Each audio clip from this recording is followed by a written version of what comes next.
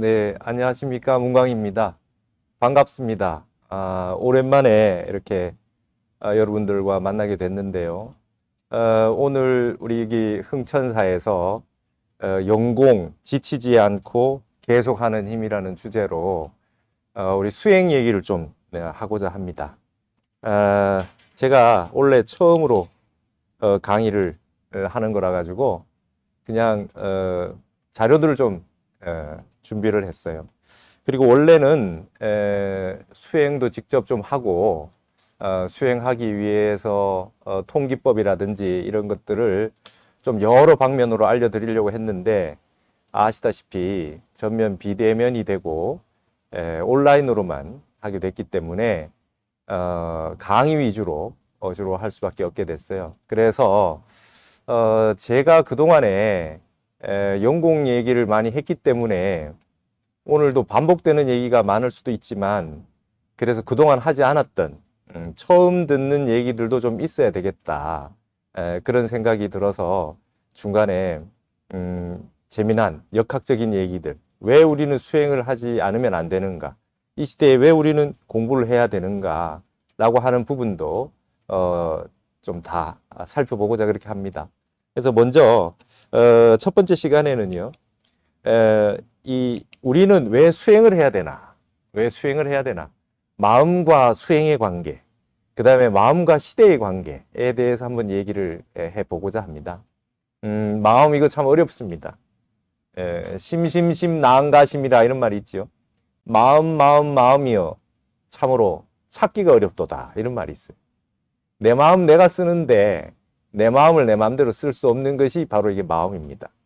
이게 마음 하나만 제대로 일심을 제대로 자기 마음대로 쓸 수 있다면 그게 바로 부처님이고 그게 바로 역대 조사 큰 스님들의 살림살이와 같아지는 것입니다. 근데 우리가 지금 그와 같이 살지 못한다. 근데 왜 그러느냐? 왜 그러느냐? 부처님 당시에는 부처님 설법만 듣고 바로 아랑가를 증득하고 환희 용약했다. 기뻐서 펄쩍펄쩍 뛰었다. 이런 말들이 있는데 왜 요즘은 그렇게 공부 잘하시는 분이 많이 없고 깨달았다는 분이 적냐 이 말입니다. 그래서 마음이 어떻게 이 시대에 따라서 달라지느냐, 시대에 따라서 어떤 관계를 맺고 있느냐라는 부분까지도 첫 시간에는 한번 좀 살펴봅시다. 그러면 이렇게 힘든 시기에 우리가 이게 말법 시대라고 하는 이 힘든 시기에 살고 있는데 우리는 그러면 어떻게 공부를 해 나가야 될 건가? 그거에 대해서 한번 살펴보는 겁니다. 자, 왜 연공이라는 말을 쓰느냐? 왜 하루도 빠지지 않는 공부? 연공이라고 하는 게 한자가 이을 연자에 공부하다 할 때 공자입니다. 그러니까 이 공부라고 하는 거는 수행뿐만 아니라 굉장히 보편적이고 범주가 넓지요. 이 공부론이라고 하는 게 중국에서 12세기 중국어예요. 공부론이라고 유교 성리학의 주자라는 분이 공부론이라는 걸 제시했어요. 근데 지금 한중일 3국 가운데 공부라는 말을 쓰고 있는 나라는 우리나라가 유일합니다. 원뜻대로. 원래는 이게 중국어로 꽁푸예요. 꽁푸. 꽁푸라고 하는 게 뭐냐면 지금 그 발음 표기를 하면 꽁푸를 K로 표기를 해서 쿵우라고 하는 말이 공부예요. 공. 우리가 쿵우라고 알고 있죠. 근데 원래는 이 공부라고 하는 뜻이 시간이라는 뜻입니다. 시간. 지금도 현대 중국 사람들이 니 요 공푸마 시간 있습니까? 이 뜻이에요. 요 콩마 겨를 있어요? 잠시 시간 납니까? 할 때 요 공푸마 씁니다. 공푸. 그러면 쿵우 하는 사람들이 공푸라는 뜻이 뭡니까? 시간을 쌓아 나가는 거예요. 시간이 쌓여야 그게 진정한 그 무술의 달인들처럼 그 대가들이 된다 이 말입니다. 그래서 그 공부라는 뜻이 굉장히 유장합니다. 뜻이. 중국 사람들은 지금 공부한다 그러면 학습이란 말을 씁니다. 쉐시라 그러고요. 일본 사람들은 면강이라고 합니다. 억지로 힘쓴다 그래요. 뱅교라 그래요. 뱅교스루 그러잖아요.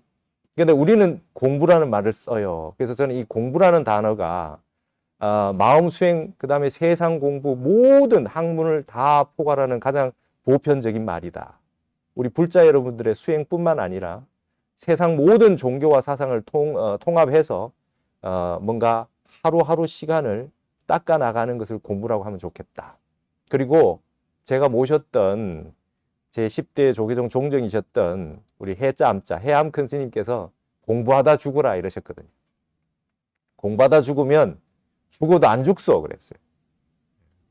이게 뭐라 그러셨냐면 공부하다 죽어라.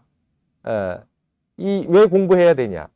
세상에 많은 사람들이 유사이래로 수없이 많은 사상가 철학자들이 좋은 얘기는 다 해놨단 말이죠. 자유니, 평등이니, 행복이니, 민주니 이런 말 다 해놨는데 내 마음을 내가 모르는데 무슨 자유가 있어 그랬어요.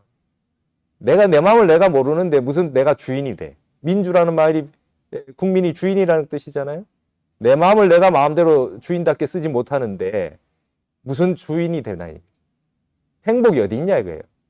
이 몸뚱아리 이거 시봉하려고 태어난 게 아닌데 맨날 새끼 먹여주고 좋은 옷 입혀주고 재워주고 해도 이 몸은 은혜를 갚지 않는답니다.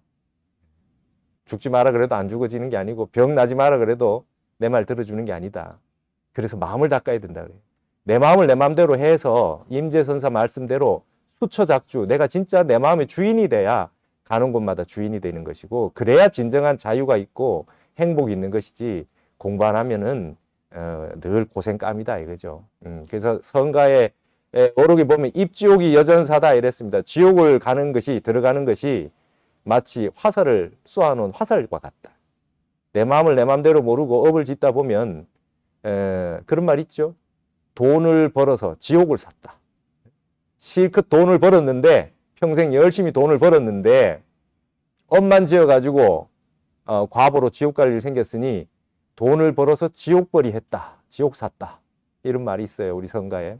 여러분들 그래서 이을 연자 공부할 공자라고 하는 건 연공은 하루도 안 빠지고 하는 겁니다. 하루도 안 빠지고.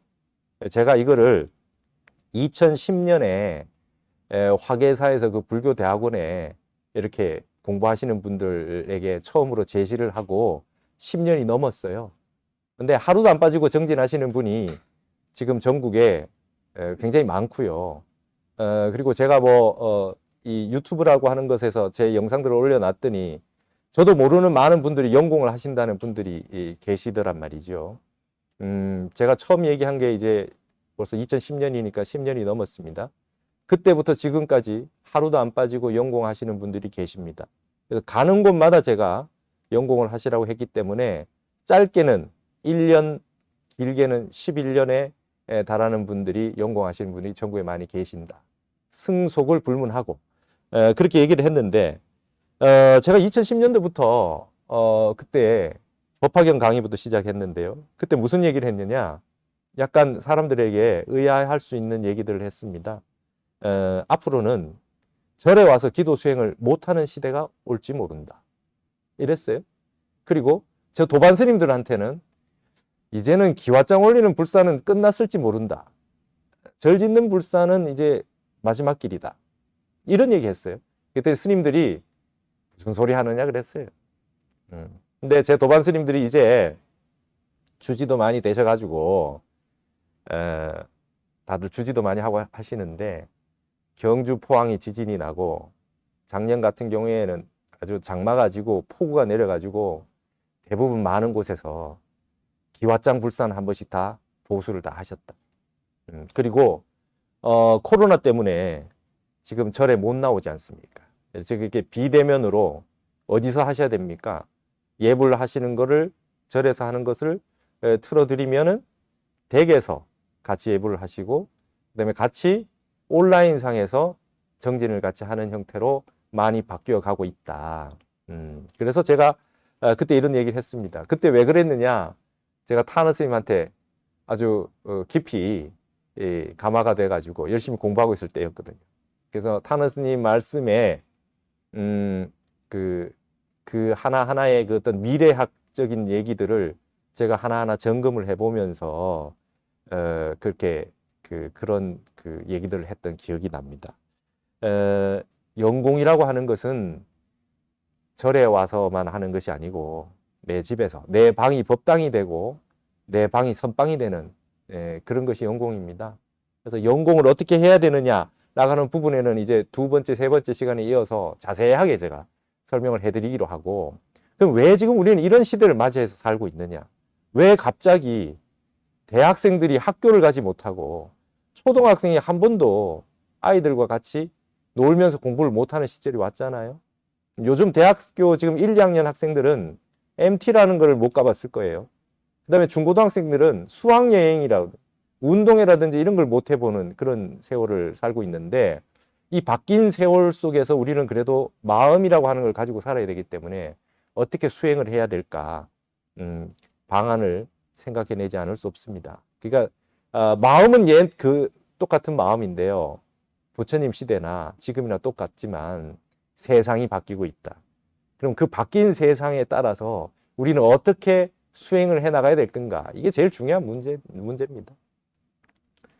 옛말에요, 중이 제 머리 못 깎는단 말이 있었어요. 근데 요즘 스님들이 다 머리 깎을 수 있어요, 혼자서. 어떻게? 오중 면도날이 너무 좋아요. 그런데 그 부처님 당시에 계셨던 스님들이 여전히 살고 있다. 머리 깎고 가사장삼 수하고 승복 입고 절에 사는 스님은 그대로 있어요. 변하지 않는 것입니다. 그러나 시대에 따라서 그때에 맞춰 가지고 상황은 다 달라집니다. 제가 출가했을 때만 해도 삭발을 스님들끼리 서로 바꿔가면서 삭발을 해줍니다. 삭발 목욕일 날. 그리고 옛날에는 삭도로 했어요. 면도날이 없을 때. 근데 점점 세월이 바뀌면서 기술이 좋아지고 해서 스님 혼자도 머리를 삭발을 할 수 있게 됐잖아요. 그러면 옛날처럼 그 방식을 그대로 해야 되느냐? 그건 시대에 맞춰서 충분히 바뀔 수 있다. 우리 대승기실론에 있잖아요. 불변이 있고 수변이 있어요. 변하지 않는 것이 있고 인연 따라 바뀌는 것이 있어요. 부처님 근본 말씀에 반드시 따라서 어기면 안 되는 것이 있고, 시대에 따라서 맞춰서 조금씩 변형해서 부처님 뜻에 정신에 맞게, 그 시대에 맞게 방편으로 바꿔서 할 것도 있다, 이 말씀입니다. 그래서 지금 우리 시대라고 하는 것이 참으로 살기 힘든 시대다. 그래서 21세기 과연 이제 우리는 어떻게 이 시대를 살아야 되느냐? 우리는 여전히 이 시대를 모르고 살고 있다는 거죠. 여러분, 지금 우리는 어떤 시대를 살고 있습니까? 정말 한치 앞을 내다보기 힘든 그 세월을 살고 있어요. 제가 중문학을 출가 전에 전공을 했는데, 중국에 20세기의 대문호가 있어요. 루신이라고, 노신이라는 그런 대사상가가 있었는데요. 그분이 뿌쭈따오 슈호도 슈호, 시대를 알 수 없는 시대를 살고 있다. 그걸 100년 전에 그 말을 했어요. 근데 여러분, 그 말이 지금도 유효하다. 지금 도대체 우리가 어떤 시대를 살고 있느냐? 예를 들어서 환갑만 넘으면 지금 젊은 친구들이 하고 있는 문화를 같이 공유하기 어렵다. 그 다음에 젊은 친구들이 중장년층이 겪었던 얘기를 하면 너무 낯설어 한다. 그럼 앞으로 50년, 100년이 흐르면 어떻게 흘러갈 것이며, 우리가 남아있는 인생 동안은 얼마나 많이 시대가 변할 것인가. 이 변화하는 상황 속에서 우리는 이 마음이라고 하는 것이 요동치지 않고 어떻게 무심과 부동심을 유지하면서 즐겁게 수행할 수 있을 것인가. 이게 관건입니다. 이게 관건입니다. 그래서 세상 얘기를 첫 시간 좀 하자는 거죠. 왜냐? 부처님의 열애 시포에 보면 말이죠. 선서세간회 할 때 세간회라는 그 부처님 명호가 있어요. 부처님은 세상 일을 환히 잘 아신다는 거라. 그러니까 이제 그 오해하시면 안 됩니다. 스님들도 이제 태블릿을 해서 세상 일 다 볼 수 있고 다 알 수 있다. 그걸 보면 안 되는 것이 아니라 그것을 어떻게 부처님의 눈으로 볼 거냐. 불법의 눈으로 어떻게 재해석해낼 거냐. 그리고 이 변화하는 상황 속에서 어떻게 리더들은 국민들의 마음을 수행할 수 있고 마음이 편안할 수 있는 그런 방안들을 만들어낼 거냐. 이제 세간의 시대가 왔다는 거죠. 세상을 똑바로 봐야 세상을 바로 우리가 이해하고 바로 수행을 할 수 있다는 겁니다. 여러분, 코로나가 오고 원래 코로나19잖아요, 명칭이. 2019년에 시작이 됐는데 2021년인데도 가을이 됐는데 아직까지 마스크를 쓰고 다니고 있습니다.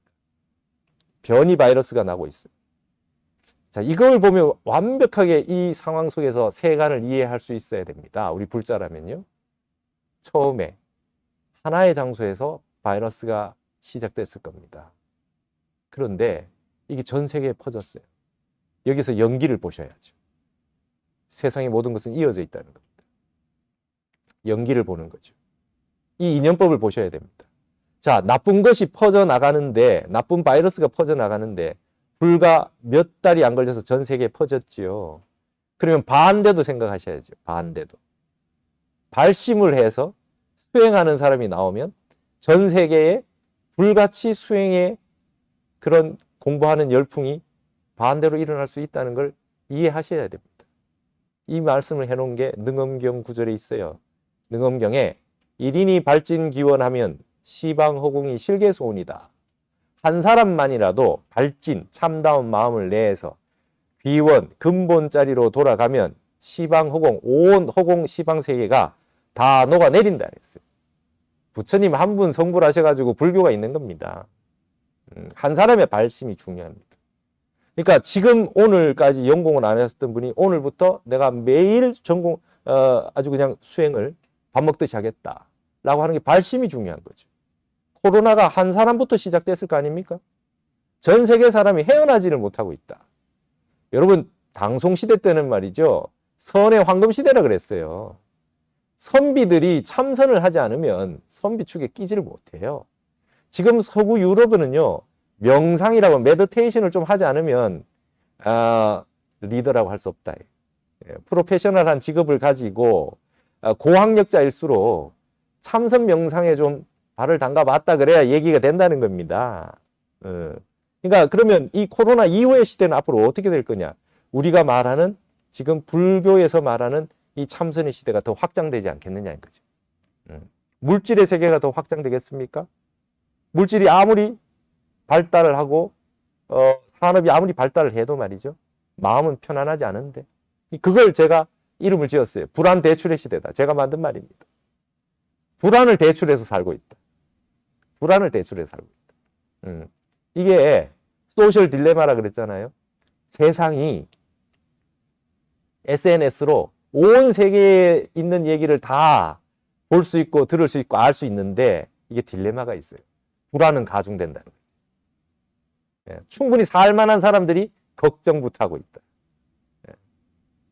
이게 가만히 있어도 불안한 겁니다. 집 없는 사람도 불안하고 한 채 있는 사람도 불안하고 여러 채 있는 사람도 불안해. 정책을 하는 사람도 불안하고 정책을 듣고 있는 사람도 불안해요. 다 불안해요. 이게 이 시대를 대표하는 말입니다. 불안 대출의 시대다.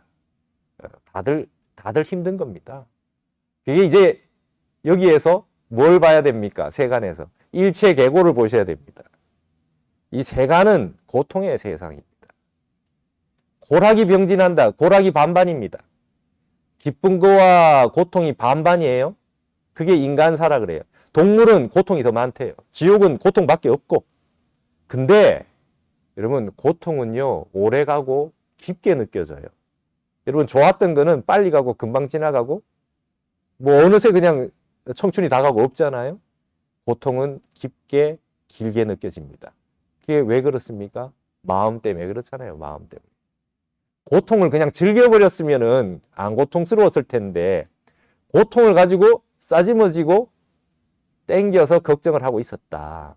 그래서 여러분 사성제는 미륵부처님이 오셔도 똑같이 사성제 설법하신답니다. 고진멸도를. 미륵부처님이 오신다고 다른 설법이 없대요. 그러니까 초기 불교나 부파 불교나 대승 불교나 그 어디를 다 봐도 똑같이 사성제법이에요. 근데 말이 달라집니다.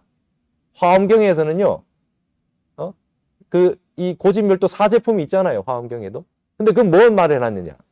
고죽시도다 이래요. 고통이 그대로 고성제가 그대로 도성제다예요. 고통이 그대로 도다 이 말입니다. 예. 집즉생 무생이다 그래. 고집할 때 집이라고 집기해서 고통은 집기해서 모였어요. 근데 모였다라고 하는 게 본래 무생이다. 남바가 없다 이렇게 얘기해요. 이게 이제 선입니다. 이렇게 넘어오면 생각이 달라지는 거죠. 고통이 뭐냐? 하나하나 낱낱이 분석을 해가지고 하나하나 다 알아야 된다가 아니라 고통도 본래 없는 거다. 실체가 없는 거예요. 이렇게 봐야 됩니다. 여러분, 앞으로 남아있는 생 중에 오늘이 제일 젊어요. 그러니까 몸이 낫고 건강해지고 뭐 무릎 관절이 좋아지고, 예? 그러고 난 다음에 정진할 그런 세월은 없어요. 오늘 그냥 하실 뿐이라. 오늘 그냥 시작하실 뿐입니다. 예. 그리고 오늘보다 좋은 날은 없어요. 과거는 지나가서 없고 미래는 오지 않아서 없고 현재는 찰나에 지나가는 게 없어요. 용수중론에 과거, 현재, 미래는 없답니다. 착각일 뿐이다. 내 생각의 착각일 뿐이다. 고통도 없어요.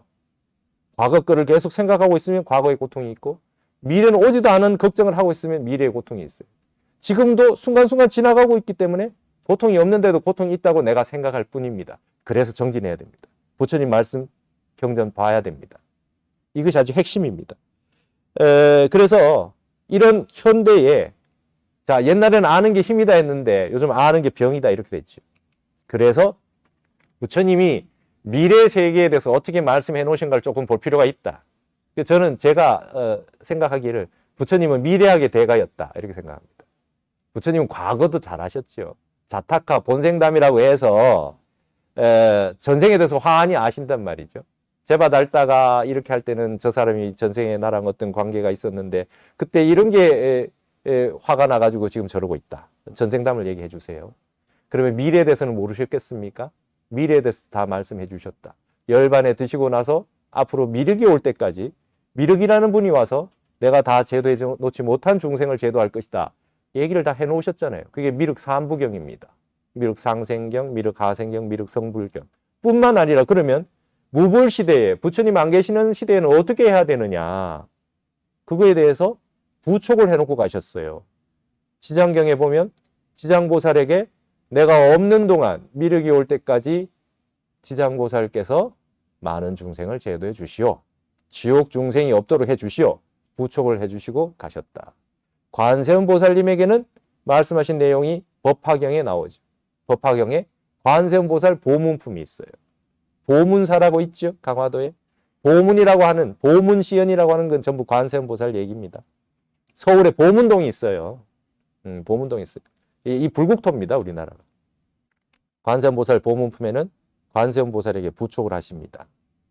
내가 없는 동안에 미륵이 오실 때까지 관세음보살님이 중생을 제도해 주십시오. 이렇게 하는 거죠.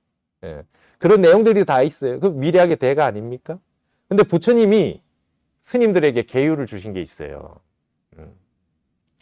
중매하지 말고 그 다음에 그런 거 이렇게 사주팔자 같은 거 말이죠. 예, 그런 거 하지 마라 그랬어요. 수락하지 마라 그랬어요. 예. 그러니까 뭐 미래가 어떻고 뭐 이런 거 저기 명리학 뭐 이런 거 안 하는 게 맞는 것 같아요. 여러분 제가 출가하기 전에 역학을 주역까지 공부를 다 하고 출가를 했는데요. 저는 출가하기 전에도 약간 고지식 했습니다. 적어도 선비라면 의리역학을 해야 된다. 의리역학이란 건 뭐냐면 주역 계사전처럼 철학적으로만 주역을 보는 거예요.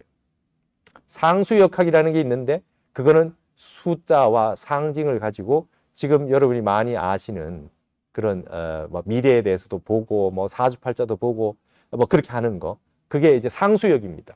근데 저는 그걸 무시했어요. 나는 선비는 그런 거 안 한다. 근데 출가하고 났는데 타너 스님을 연구하는데요. 타너 스님 다 하셨어요. 너무나 많이 아시더라고. 그래서 스님인데 이런 거 하셔도 되나? 그랬더니 스님 말씀이 그런 거 외도라는 거에 대해 가지고 마음 밖에 있는 게 외도지 마음을 다루고 있으면 외도가 아니다 이러셨어요. 노장사상, 유교, 역학, 기독교까지 전부 외전이 아니라 내전이다. 마음 안에 이 얘기니까.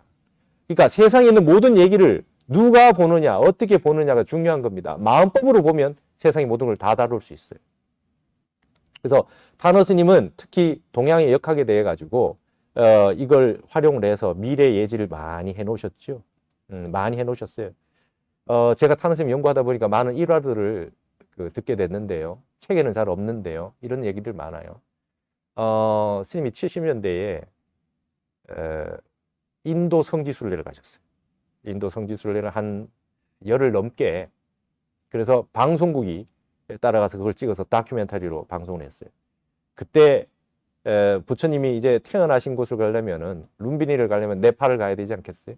네팔을 가셨는데 히말라야 산맥이 보였잖아요. 눈 덮인 히말라야 산맥이 보였어요. 그걸 보고 타너스님이 PD분에게 앞으로 저 히말라야 눈이 녹아요 그랬어요. 여러분 그 히말라야 산맥의 그 8,000m의 산들이 눈이 녹는다는 게 있을 수 있는 얘기입니까? 그때 PD분이 우리나라 다큐멘터리의 거장인 정수웅 PD였어요. 작년에 돌아가셨습니다. 그분이 아시안게임, 서울올림픽 전부 다 다큐 제작을 하고 전 세계에 우리나라에서 가장 유명한 다큐 감독님이셨어요. 근데 그분이 옆에 듣다가 아유 스님 그건 말씀이 안 되는 것 같습니다. 이랬답니다. 근데 작년에 돌아가시기 전에 정승 PD가 뭐라고 말씀하셨냐면 내가 그때 스님께 잘 들었어야 했다. 스님 말문을 막고 핀잔을 드리는 게 아니라 내가 그때 스님의 말씀을 잘 들었으면 그 이후에 무수히 많은 이 지구의 변화와 기후 변화와 세상이 돌아갈 거에 대해서 다큐를 엄청 찍을 수 있었다. 정말 내가 참회를 하고 안타깝다는 그런 말씀을 하시면서 타너 스님 정말 위대하셨다. 어떻게 그렇게 다 하셨느냐? 그 말씀을 하셨습니다. 이거는 단순한 술수학이 아니라 부처님처럼 미래를 내다보고 거기에 따라서 미래가 어떻다, 뭐 예언했다 이런 것이 아니고 스님이 미래 세계에 우리는 어떻게 마음을 닦고 어떤 세계가 올 거를 알고 미리 마음을 다 부동심이 되도록 해라는 그런 얘기들 아니겠냐 이렇게 생각을 합니다. 그래서 이 동양의 지혜를 좀 빌려올 필요가 있다. 저도 이제 그 불교학을 했지만 그 이전에 우리 동양학을 했으니까 타너 스님과 비슷한 그 공부의 그 역정을 같이 해왔는데요. 이런 부분들 말하자면 부처님과 우리 팔만대장경에 있는 내용들은 현대 사회에 생긴 게 아니기 때문에 과거의 것일 수 있지요. 그러나 그 정신을 바탕으로 해서 현대 것을 어떻게 보아야 되느냐라고 하는 것을 한번 생각해 볼 필요가 있어요. 그래서 우리는 이게 도 공부하는 겁니다. 마음은 도거든요. 도 공부하는 겁니다. 근데 지금 말씀드리듯이 이런 걸 수락이라 그러는데 이 수락과 도학의 관계를 잘 이해하실 필요가 있습니다. 자, 지금 했는 이런 모든 얘기들은 생각이 끊어진 자리에서 얘기를 하게 되면 도학이 되고요. 많이 알아서 쌓아서 알게 되는 건 수락이 되는 거죠. 아무리 많이 알아도 지식적으로 많이 알아서 배워서 안 거는 수락이라 그래요. 그러니까 옛날에 원천강이라든지 이런 분들 말이죠. 굉장히 많이 아셨어. 근데 마음이 끊어진 자리에서 봐서 알았으면 도학이 되는 겁니다. 근본은 마음 끊어진 자리에서 보는 거죠. 마음이 무심한 자리에서 마음이 끊어져 가지고 알아지는 것들에 대해서 다루고 있는 것이 바로 부처님이 말씀하셨던 천명통 이런 거죠.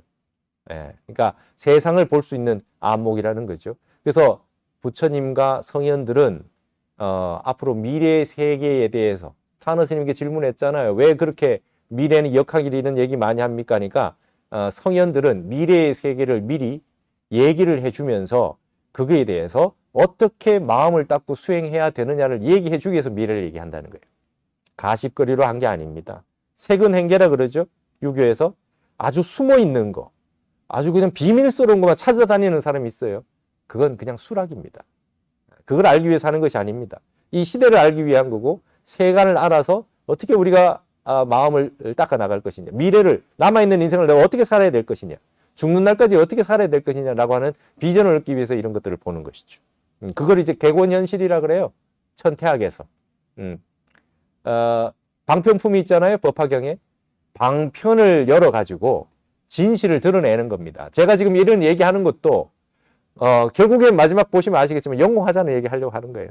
근데 그 말씀을 하기 위해서 방편을 여는 겁니다.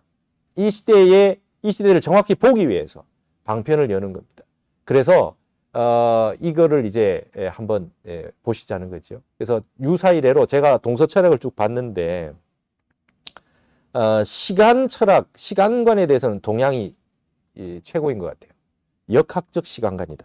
역학적 시간관이다. 자, 여러분 이런 게 있어요. 역학에 보면 말이죠.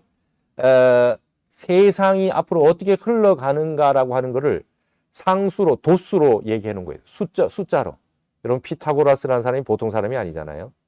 피타고라스의 수에 대한 그 철학에서, 사상에서 말이죠. 피아노도 다 거기서 나온 거 아니에요? 숫자로 세상을 다 이렇게 촘촘하게 나눠 놓은 겁니다. 그게 서양의 음악이고 12음계에 나타나는 현상이고, 세상은 두루뭉술하게 그냥 다 이어져 있는 것 같은데 그 세상의 음을 하나씩 따로따로 만들어 놓은 게 피아노 아닙니까? 그걸 수리적으로 한 거죠. 그래서 피타고라스부터 수가 시작되면서 과학이 시작되고 음악도 시작됐어요. 보이지 않는 것을 보일 수 있는 방편으로 설명하는 것이 바로 이러한 수학과 역학의 세계예요. 이게 중국에 어떤 일이 있었냐면, 여러분 그 주역 공부를 조금 해보신 분은 복희팔계, 문왕팔계 이런 거 들어보셨을 거예요. 중국에서 말이죠. 중국에서 어떤 일이 있었냐면은 이 낙서라고 하는 거는 말이죠. 운임금이라고 있어요. 요순우탕 할 때 운임금. 운임금 때 이분이 황하가, 지금 여러분 올해도 중국이 그 장마가 나가지고 아주 그냥 범람을 해서 홍수가 나서 난리 났지요. 중국은 황하하고 양자강이라는 게 너무 기니까 홍수가 많이 납니다. 아직도 홍수를 해결 못하고 있잖아요. 그래서 치수, 물 다스릴 때 다스릴 치자가 물 숫자 들어있잖아요. 정치하는 게 치수예요, 치수. 어떻게 물을 다스려서 사람들이 평온하게 살 수 있게 해주느냐. 정치는 거기서 비롯됐다 그래요. 그 치수를 제일 잘한 역사적 인물이 등장한 인물이 운임금입니다. 9년간 치수를 했어요. 집에 들어가지를 못했답니다. 자기 집을 옆에 두고 들어가지를 못하고 홍수를 하기 위해서 관계시설이나 모든 걸 하기 위해서 그렇게 다녔대요. 그렇게 다니다가 낙수라는 곳에서 말이죠. 낙수라는 곳에서 거북이 등에 이상한 문양이 하나 나왔어요. 그게 바로 여러분 보시는 그 낙서에 있는 숫자로 중앙에 5개가 있고 위에 뭐 점이 2개 있고 한 그 그림이 그게 나오는 겁니다. 그게 하도 그 낙서의 구궁수라는 거예요. 근데 이 숫자가 묘해요. 이 숫자가 지구와 전 천체의 관계에 대한 비밀을 담고 있는 숫자라는 거지요. 그래서 그걸 가지고 이제 문왕팔계라고 하는 게 열려서 지금은 우리가 문왕팔계 시대를 살고 있습니다. 역학적으로 정확히 살고 있어요. 근데 이게 그걸 가지고 옆에 있는 걸 보시면 말이죠. 나침반이 있죠, 나침반. 나침반이라고 해가지고 동서남북만 있는 것이 아니라 24개의 방위를 만들고 거기에 따라서 정확하게 나오는 방향을 계산하는데 이걸 왜 쓰는 겁니까? 하늘의 천체의 별의 움직임, 해와 달과 1월 성신이 움직이는 움직임들, 그리고 거기에 맞춰진 우리 살고 있는 장소들에 따라서 어디에서 어느 빛이 들어오고 어디에서 어느 별자리에 빛이 들어옴에 따라서 여기는 어떻게 기운이 바뀌느냐. 그게 대표적인 게 봄, 여름, 가을, 겨울이고 밤낮이겠지요. 근데 이걸 더 세분화하면요.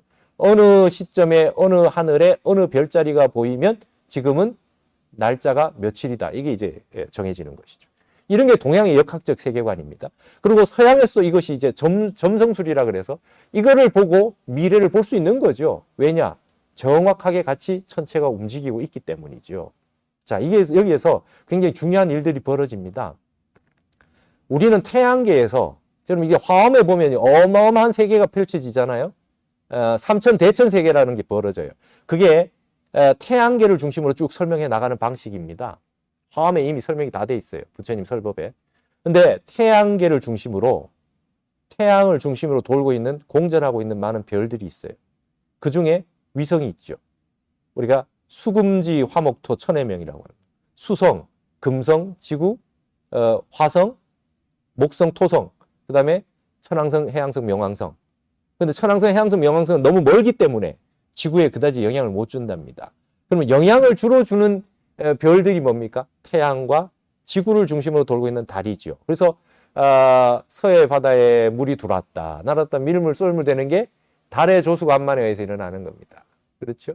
그 다음에 봄, 여름, 가을, 겨울, 북반구, 남반구가 태양의 빛을 얼마나 보느냐에 따라 달라지는 것이잖아요. 자, 근데 여기서 중요한 게 낙서의 구궁수라고 하는 게 뭐냐면요. 이런 겁니다. 예를 들어서 하늘에 태양이 있고 지구가 있어요. 근데 지구의 중심에 달이 돌고 있는데 지구에 많은 영향을 미치는 위성은 말이죠. 목성과 토성이래요. 왜 그러냐? 수성은 너무 작대요. 질량이 너무 작아가지고 여기 적어왔어. 지구의 0.056배래요. 수성 같은 게 너무 작아가지고 영향을 별로 못 주고 금성 같은 게 0.9배 정도. 그러니까 이제 작은 거죠. 지구보다 작아요. 여러분 화성은 10분의 1밖에 안 돼요. 그럼 이게 무슨 작용을 하냐? 여러분 고속도로에 차를 운전해서 쭉 가시다 보면 내 차가 경차예요. 예를 들어서 경차로 쭉 가고 있는데 옆에 엄청 큰 질량의 대형 트럭이 쑥 지나가면 내 차가 울리죠. 우리 주변에 있는 거대한 위성이 우리 주변을 스쳐 지나갈 때 지구가 엄청난 자기장이 형성되면서 막 세상이 이 기운을 달리 준다는 겁니다. 그래서 목성, 토성이 지구에게는 영향을 많이 주는 거죠. 그런데 이 낙서의 구궁수라고 하는 거는 태양, 지구, 목성, 토성이 일렬로 이렇게 서게 될 때가 있다는 거예요. 그때가 이렇게 된 거죠. 그때가 남쪽에서 일자로 쫙 한번 섰다가 그 다음에 이게 주기가 다르죠. 목성 주기가 지구가 태양을 돌 때는 1년에 365일 만에 도는데 목성이 도는 거는 어떻게 됩니까? 12년 만에 한 번 돌고요. 그 다음에 토성이 도는 거는 29년 만에 한 번이 돌아요. 그러면 도는 주기가 다 달라요. 도는 주기가 다르다가 일자로 쭉 서게 되면 그때 굉장히 특별한 현상이 일어난답니다. 질량이 굉장히 강력한 것들이 우리 옆을 큰 차가 하나 지나가고 반대편에 큰 차가 하나 지나가고 이러면 우리 지구에 큰 영향을 주잖아요. 그래서 이 지구 안에 변화가 오는 거죠. 계절의 변화도 오고 지질의 변화도 오고 세상에 많은 양상들이 변화하는 겁니다. 뜨거워졌다가 차가워졌다 이런 변화가 오겠죠. 이것이 바로 낙수에서 거북이 등에서 떠올라온 이 낙서라고 하는 이걸 통해 가지고 문왕팔계라고 하는 게 괴가 나와서 지금 주역이 만들어진 거예요. 그걸로 지금은 이 세상은 이 역학적 세상으로 추측이 가능하다는 겁니다. 동양의 모든 성현들은 이걸 다 보셨고 공자도 여기에 대가였고요. 소강절이나 주자도 이게 아주 대가였고 근대 우리나라 타너스님이 여기에 대가였어요. 그럼 이걸 가지고 천문학과 수학, 과학의 최고의 그런 역학적 원리가 있는 겁니다. 그래서 이것이 1부터 9까지 숫자가 지나가고 있는데 여기에 구궁이라고 하는 거에 보면 중앙에 5라는 숫자가 있는데 모든 다른 곳에 있는 걸 합하면 숫자가 15가 나와요. 근데 반대편에 있는 숫자가 서로 짝이 안 맞습니다. 서로 합해야 10이라는 숫자가 나와요. 그래서 문왕팔계 시대에는요. 혼자서 못 산답니다. 나와 짝이 되는 사람이 협력과 조화를 하지 않으면 되지 않는답니다. 세상이 중심에서. 그래서 항상 중심에 있을 때 이 궤도를 돌면서 상대편과의 조화와 균형을 하지 않으면 안 된다. 여러분 유교도 그렇고 불교도 그렇고 도교도 그렇고 다 똑같습니다. 핵심은 중도예요. 나만 잘나서 살 수 없다는 세상입니다. 부처님이 중도법을 깨달으셨다는 거예요. 중도 대선언이라 그래요. 중도를 깨달으셨다는 거예요. 여러분 세상 모든 사람들은 중도에 벗어나 있어요. 중용에 벗어나 있어요. 내가 태어난 날 기운을 한번 보세요. 여름에 태어났는데 한낮에 태어났어요. 그죠? 날도 더운 날에, 더운 여름에, 대낮에 태어났다. 그럼 불균이 많겠지요. 요즘 여러분 옛날에 비해서 왜 화가 많겠습니까? 사람들이 분노가 많겠어요? 제왕절개 낮에 합니다. 옛날에 밤에 태어날 애가 의사 선생님이 낮에 해주시니까 낮에 많이 태어나겠죠. 그러면 당연히 사람들에게 불균이 많을 수밖에 없겠죠. 그것도 하나의 요소가 될 수 있어요. 여러분 밤에 옛날에 잤습니다. 자시에. 물기운이 많은 자시에 잤어요. 근데 불기운이 많은 자시에 불을 켜고 안 자고 있어요. 사람들이 불기운이 많죠. 자, 전기, 전자, 세상에 많은 것들이 지금 모든 인터넷이나 모든 것들이 불을 바탕으로 하고 있어요. 불기운이 많죠. 불이 많다는 것은 지혜가 많고 밝고 사람들이 훨씬 계명천지가 됐다는 뜻이기도 하지만 반대로 차분한 물기운이 없다는 거예요. 참을성이 없고 화를 잘 내고 분노 조절 장애에 시달리고 불이 많아져서 갑자기 불은 어떻습니까? 갑자기 붙었다 사라지면 갑자기 아무것도 없어지는 겁니다. 굉장히 밝은 사람이 갑자기 암울해지고 우울증이 옵니다. 너무 밝은 사람을 보면 그 마음속이 우울하다는 걸 볼 줄 알아야 돼요. 왜 그런지 아십니까? 촛불을 켜보십시오. 불 속에 한가운데는 차가워요. 새파랗잖아요. 바깥은 뜨거운데 촛불 끌 때 안에 손을 집어넣으면 안 뜨겁습니다. 가장 뜨거운 것은 그 속에 가장 차가운 걸 가지고 있어요. 그래서 음양이단 말이에요. 이 지구상은 아직까지 문항팔계의 세상은 반대의 세계와 조화를 이루지 않으면 아무것도 이룰 수 없다. 중도가 법이다. 자, 지금 이렇게 역학적으로 얘기해도 세간에서 벌써 코로나를 보면 연기를 보고, 그 다음에 이 세상 모든 고통을 보면서 우리가 일체 계고를 보고, 지금 이런 역학의 세계를 보더라도 중도를 보잖아요. 이제 이 세상을 모든 부처님의 설법이, 이 위대한 설법을 가지고 세상을 이렇게 볼 줄 알아야 된다 이거지. 예. 이런 방식으로 한번 보시게 될 때, 여기에서 요즘 말이죠. 여러분들 요즘 유행하는 것 가운데 하나가 풍수지리학에 2000년대부터 유독 유행하고 있는 풍수지리학이라는 게 있어요. 그게 뭐냐면 현공풍수라는 거예요. 풍수지리학은 땅을 보는 거 아닙니까? 자, 땅을 보는데요. 여러분, 명당이라는 게 있어요. 명당 아닌 데가 있어요. 근데 이상하지 않아요? 똑같은 몽고인데 징기스탄이 있을 때는 원나라는 왜 그렇게 세계를 장악했고 지금은 왜 저렇게 살고 있느냐. 영국이 대영 제국이 됐어. 해가 지지 않는 나라였는데 지금은 왜 저러고 있느냐. 이탈리아 로마가 전 세계를 다 장악했을 때가 있는데 지금은 반도 국가로 살고 있다. 소련이 대단했는데 지금 그냥 러시아예요.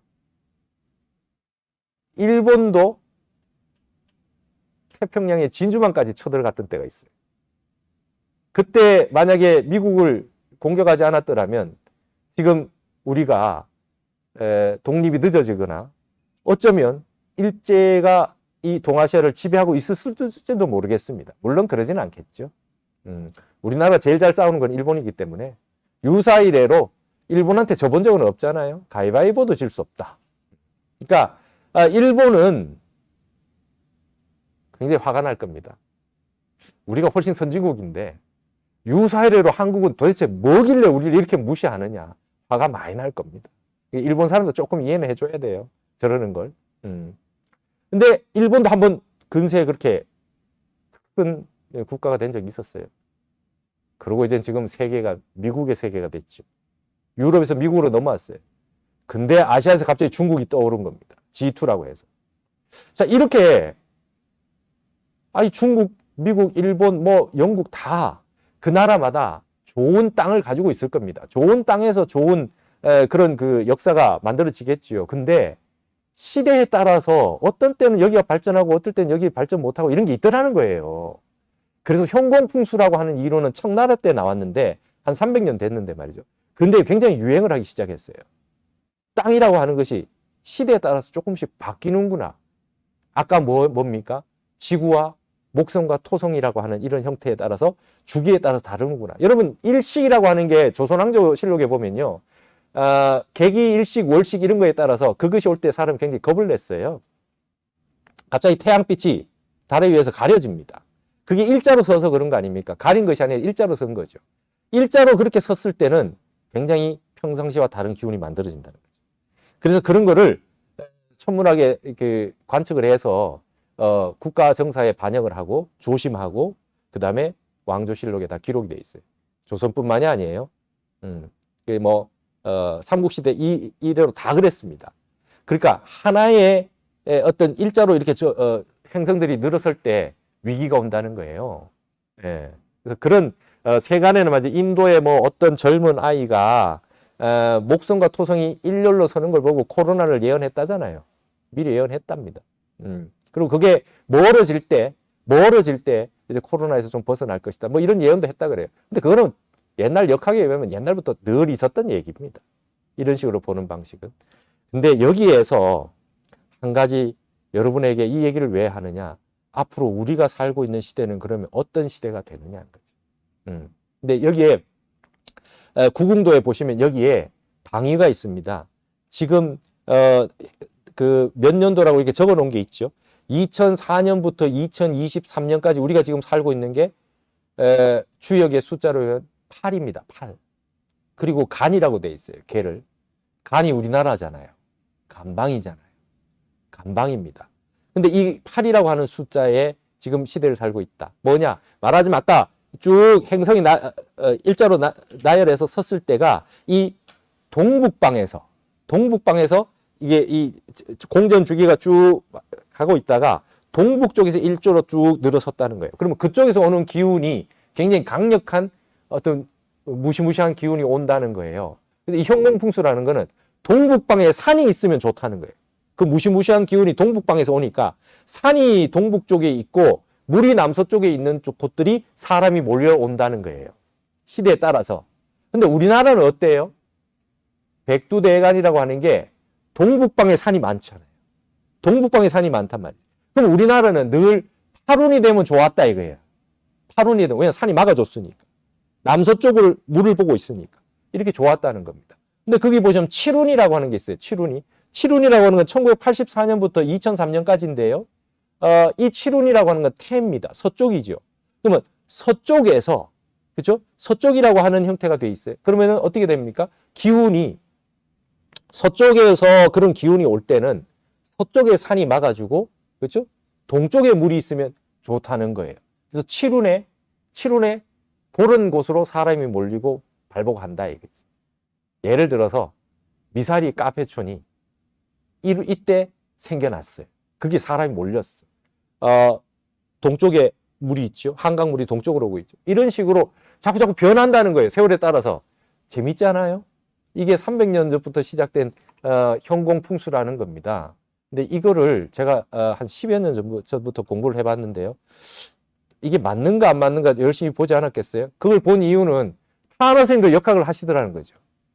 부처님의 눈으로 세간을 보는 방식의 방법이라면 이것도 하나의 그냥 그 절대적인 것이 아니라 하나의 그냥 가치 수단이고 안경에 하나의 선글라스에 색깔 하나 입힌 겁니다. 요 눈으로 한번 보는 겁니다. 절대적인 것은 아닙니다. 근데 이런 식으로 설명하는 많은 방식이 있죠. 양자역학이라든지 뭐 불확정 시대라든지 이런 모든 이론들이 천체라든지 모든 물리학의 세계나 이런 것들이 하나의 안목으로 보는 것인 거죠. 절대적인 지혜를 다 갖춘 건 아니니까.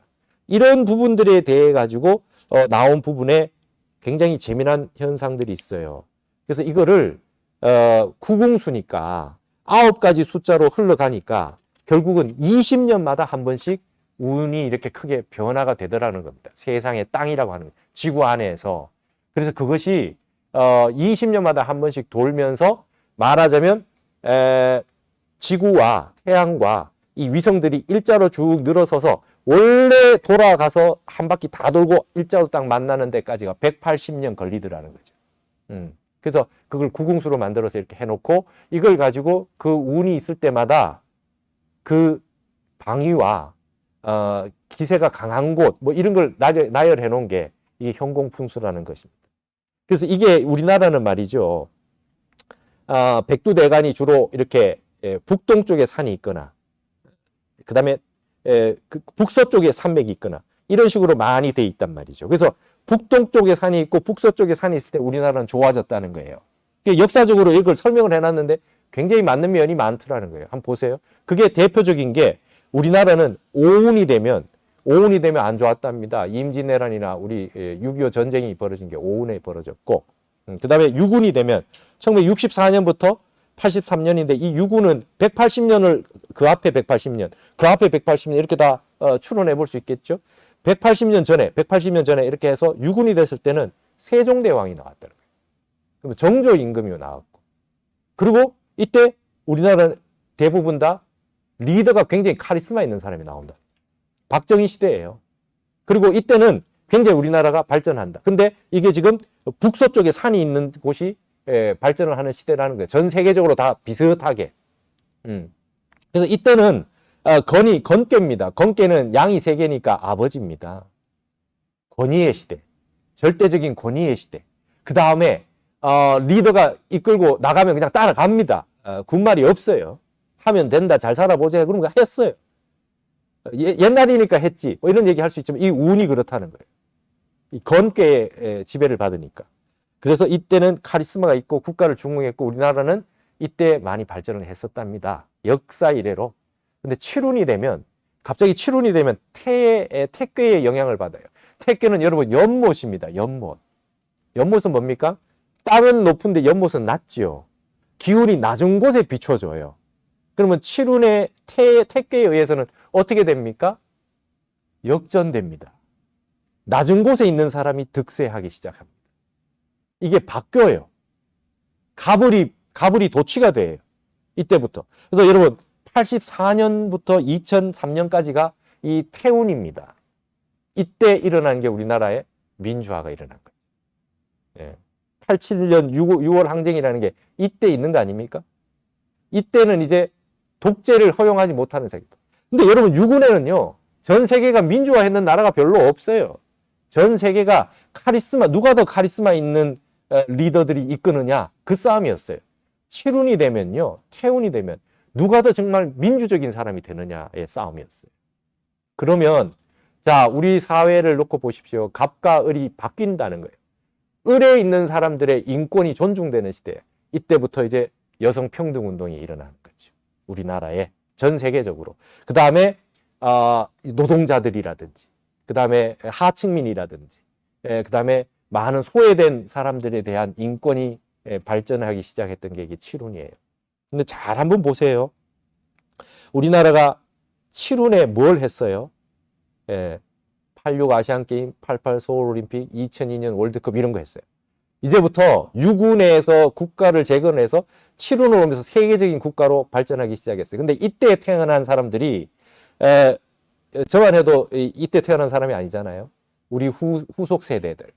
84년 이후에 태어난, 예를 들면 아시안게임, 올림픽 이때 태어난 우리가 이제 세계의 중추적인 국가로 뭔가 나가고 있는 모습에 보일 때 태어난 그런 지금 사람들. 예를 들면 김연아라든지, 그렇죠? 배구하는 김연경 선수라든지 이때 태어난 사람들이에요. 내가 한 번 하면 나는 이제 세계 1등 한다는 거예요. 목표가 동양 타이틀 매치가 아니고 세계 1인자가 되겠다라고 하는 사람들이 나오기 시작했어요. 이때 그랬다는 겁니다.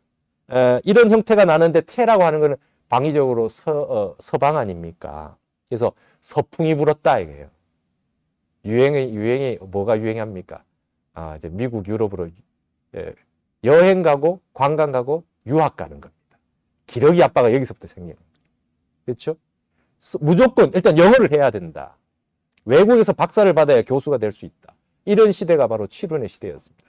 여러분 좀 맞아 들어가지 않습니까? 이게 동양의 역학의 세계입니다. 근데 중요한 거는 태라고 하는 거는 말이죠. 물질이에요. 물질입니다. 서양의 물질 문명이 과도하게 들어왔어요. 그래서 이때는 부작용이 시작됐습니다. 우리가 60년대부터 수출을 하고 허리를 졸라매고 열심히 살다가 칠운이 오면 소비의 미덕이다. 이렇게 해서 쓰기도 해야 된다. 그래서 이제 물질이 정신을 압도하는 시대가 됐어요. 물질이 정신을 압도하는 시대가 됐다. 그러다가 갑자기 이제 팔운으로 넘어왔습니다. 팔운에 넘어오면 2004년부터인데요. 2004년부터 2023년까지입니다. 앞으로 몇 년 남았죠? 팔운이 오면 동북 쪽에 산이 있는데 그러면 보세요. 동북 쪽에 산이 있고 남서쪽에 물이 있는 곳이 굉장히 발전했어요. 제주도만 해도 한라산이 동북 쪽에 있고 밑에 산이 있는 밑에 물이 있는 곳이 제주도 서귀포가 발전했잖아요. 그전엔 칠운에는 말이죠. 서쪽에 전부 성산 일출봉 가고 그렇죠? 서쪽으로 동쪽으로 다 갔어요. 앞으로 이제 이 구운이 되면 또 바뀌겠죠. 사람이 모이는 곳이 바뀐다 이제. 서울에서도 말이죠. 마포 이런 데, 합정역 이런 데가 이제 발전하는 거예요. 대학로 이런 데 사람 바글바글 했다. 사람이 모이는 곳에 그렇게 이게 지기가 자꾸 변한다는 겁니다. 변했다는 거예요. 그래서 이런 형태의 우리 팔운에 살고 있다. 팔운은 뭡니까?